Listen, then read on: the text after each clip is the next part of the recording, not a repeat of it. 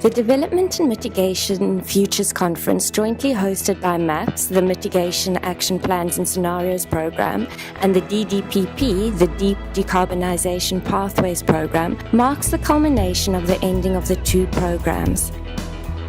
Both programs have built scenarios that either lead to or achieve low-carbon, successful, resilient economics. This is a program which happened over the last decade.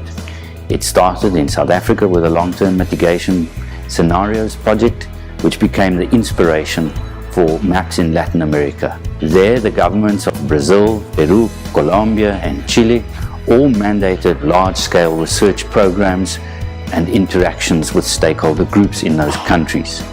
We've managed, after 4.5 years of incredibly hard work, to write the INDCs of all 5 countries. The governments have presented these INDCs in the agreement, and we have left behind a large body of research and an incredible interaction with stakeholders.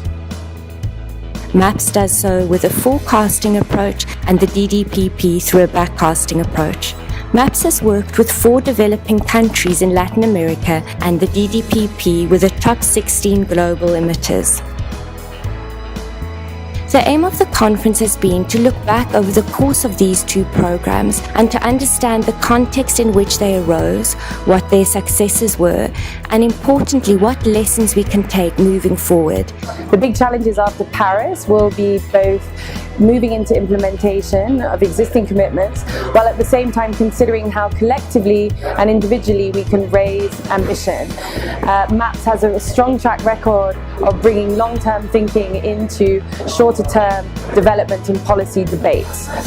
So I'm very much hoping that MAPS will be able to make a long-term contribution to the development both of the UNFCCC ambition revision, but also help countries, ministries, key sectors within country, civil society move on into implementation, both by providing the evidence base, but also the understanding of solutions and the ability to share those solutions across different geographies. We end off the discussion by looking at the needs of the future, specifically how we can increase the ambition and implementation of the INDCs being discussed here at COP Paris.